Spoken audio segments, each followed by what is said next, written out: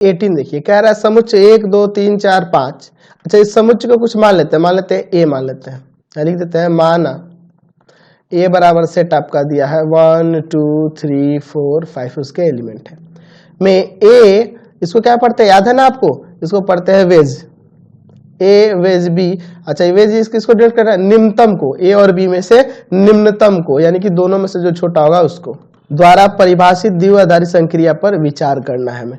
चलिए तो इस ये बाइनरी ऑपरेशन पे इस पे विचार करना है, ठीक है। फिर संक्रिया वेज के लिए संक्रिया सारणी भी बनानी है, ठीक है, यानी इसका ऑपरेशन टेबल भी आपको बनाना है। चलो पहले देख लेते हैं, इस पे विचार कर लेते हैं इसके बाइनरी ऑपरेशन होने पे। चलो ए बिलोंग कराते हैं हम लोग सेट ए से और बी भी बिलोंग कराते हैं सेट ए से, ठीक है, सेट ए से। तो ए वेज बी यानी ए और बी के बीच का ऑपरेशन क्या होगा, तो वहां डिनोट हो रहा है निम्नतम, निम्नतम ए बी में से जो छोटा होगा उसके बारे में कह रहा है। तो ये भी तो आपका क्या होगा जी, ये भी बिलोंग करेगा ना सेट ए से।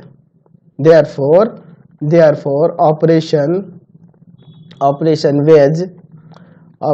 Veg is a binary operation. यह बाइनरी ऑपरेशन है, ये हमने तो दिखा दिया कि भैया यह बाइनरी ऑपरेशन है। अब हमें इसका संक्रिया सारणी भी बनाना है। चलो इसमें देख लेते हैं कितने एलिमेंट है, 5 एलिमेंट है ना। संक्रिया सारणी में भी उसी तरह से आपको रखने होंगे। चलो यहाँ पे हम लोग इस तरह से बना लेते हैं।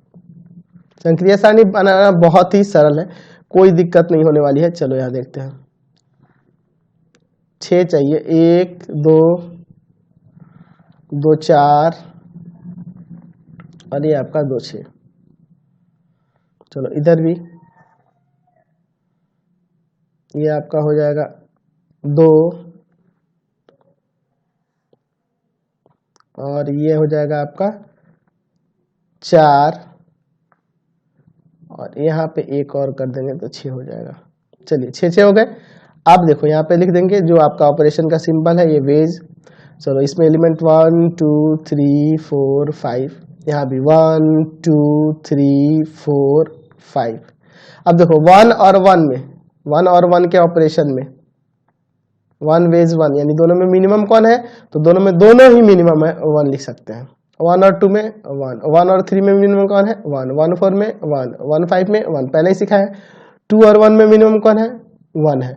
2 और 2 में 2, 2 3 में 2, 2 4 में 2, 2 5 में 2, 3 1 में 1, 3 2 में 2, 3 3 में 3, 3 4 में 3, 3 5 में 3।